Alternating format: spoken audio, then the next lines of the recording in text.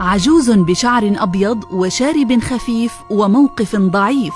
هكذا كانت صورة رئيس فلسطين محمود عباس في عيون أمريكا، وهكذا وصفه الرئيس كما رآه دون مساحيق تجميل سياسية. نشر الرئيس الأمريكي السابق باراك أوباما مذكراته في البيت الأبيض خلال فترة حكمه الممتدة على ولايتين من سنة 2009 إلى سنة 2017. اختار لمذكراته أن تكون كتاباً عنوانه الأرض الموعودة، كتاب رج الأرض تحت الكثير من السياسيين منذ صدوره في 17 من نوفمبر، ومن بين من رج أوباما الأرض تحتهم محمود عباس. الرئيس الفلسطيني محمود عباس الذي كشف أوباما عن نظرته الشخصية له ونظرة الإدارة الأمريكية عامة في تعاملها معه، بكيفية أخسرت فلسطين الكثير خلال عمليات مباحثات السلام بقيادة أوباما.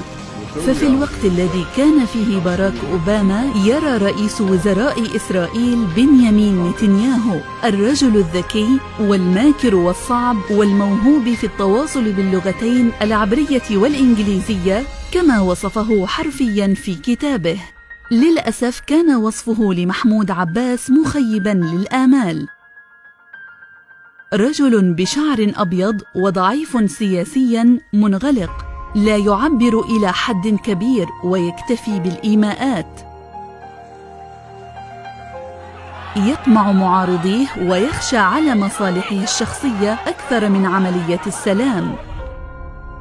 لم يخفي أوباما في كتابه أن محمود عباس كان الخيار المفضل لكل من الولايات المتحدة وإسرائيل لقيادة الفلسطينيين بعد وفاة عرفات، بسبب اعتراف عباس الصريح بإسرائيل ونبذه طويل الأمد للعنف واستعداده للتعاون مع جهاز الأمن الإسرائيلي الكامل بيننا وبين الأجهزة الأمنية الإسرائيلية والأجهزة الأمنية الأمريكية. لكن من الواضح أن هذه الخصال التي جعلته الخيار الأفضل للرئاسة لم تنجح في رفع مكانته في أعين أوباما وإدارته.